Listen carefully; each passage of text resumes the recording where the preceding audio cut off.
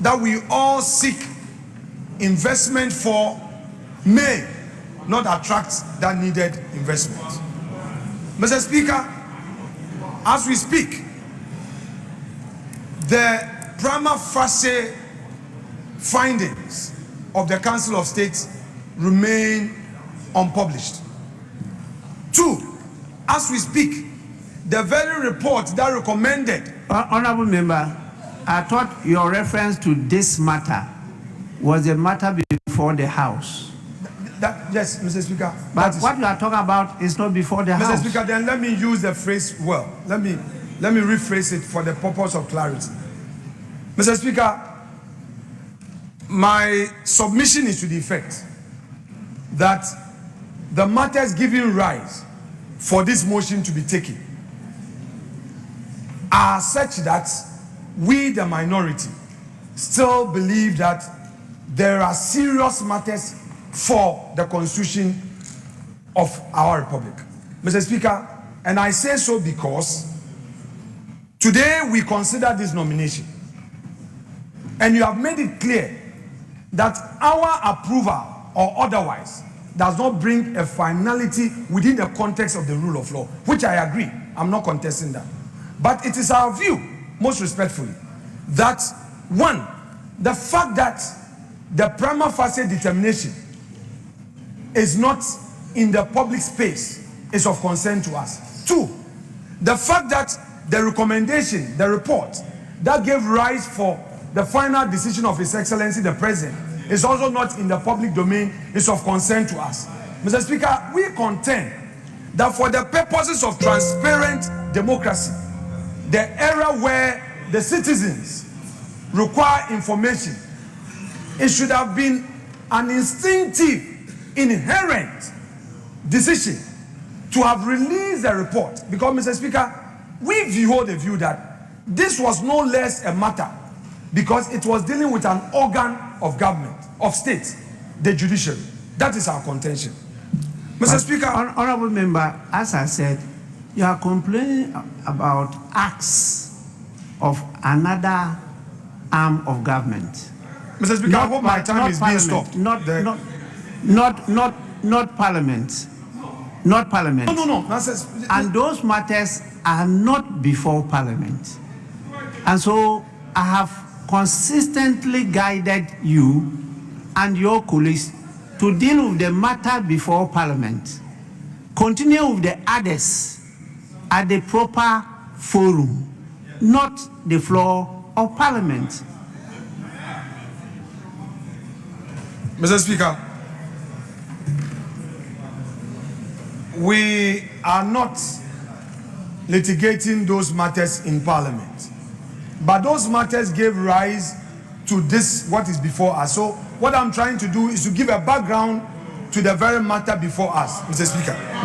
Mr. Speaker, the Honorable Eric Opoku in his submission argues with some force that executive manipulation started in Kufuor era.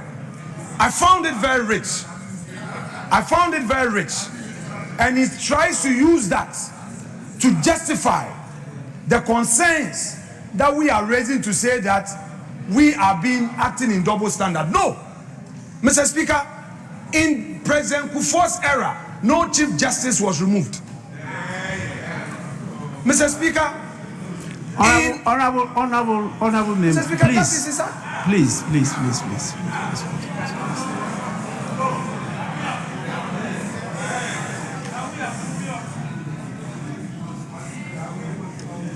I don't want us to go beyond what is before us, because many of the things that you say, because many of you were not born early, you don't know, you don't have the information.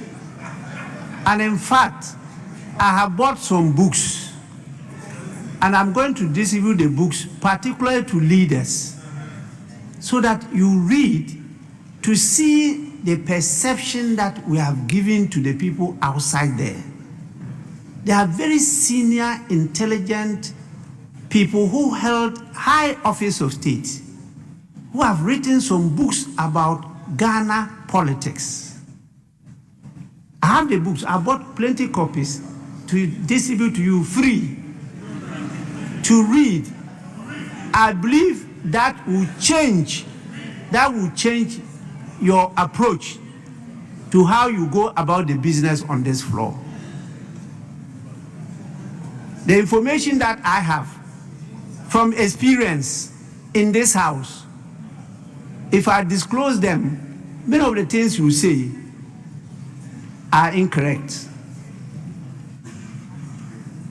The presidents and former presidents, they know. You don't know. And they know that I know what I'm talking about. So please, confine yourselves to the matters before the House.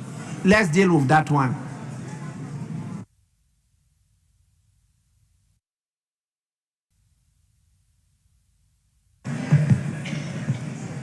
Mr. Speaker, we are saying that the fact that there appears to be some right violation against Justice Araba Isaba Torkornoo, we in minority are unable to support this nomination.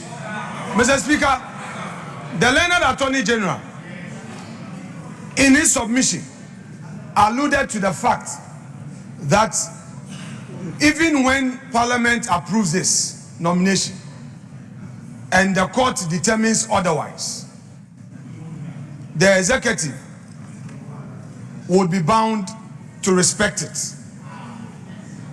He was right in saying that when a court makes a pronouncement, the executive will be bound by it.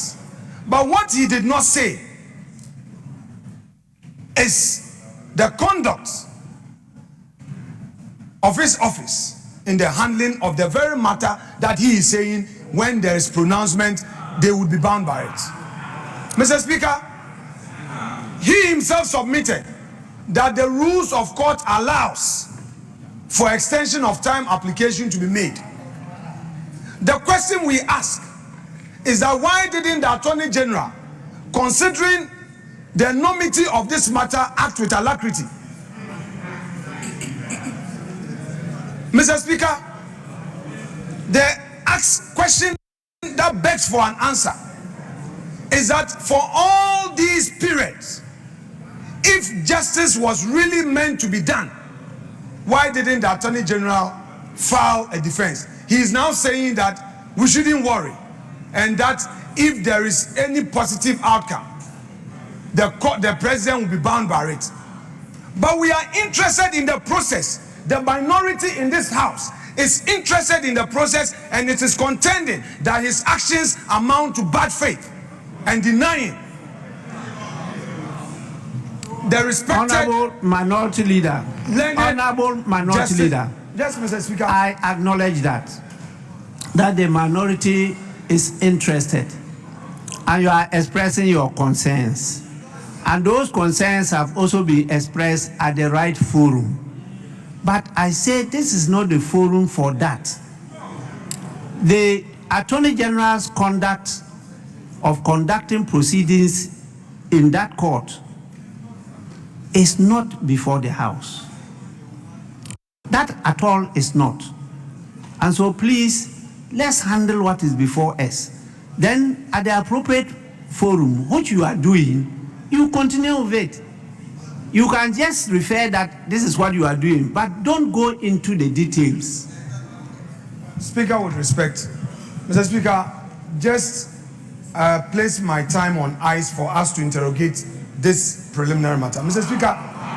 Speaker, well, I will leave it to you, but I would want to learn.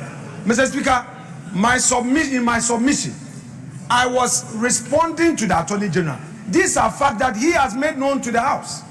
So I was responding to his own argument. I was not saying anything new. It is what he said that I was referring to. But if you say I shouldn't delve deep into it. I stopped him Mr. Speaker, very I well. stopped him. Very well. And I said he should come back to the subject matter on the floor. Very well. Mr. Speaker, that's Please. all. Mr. Speaker, if it is so, I will not belabor.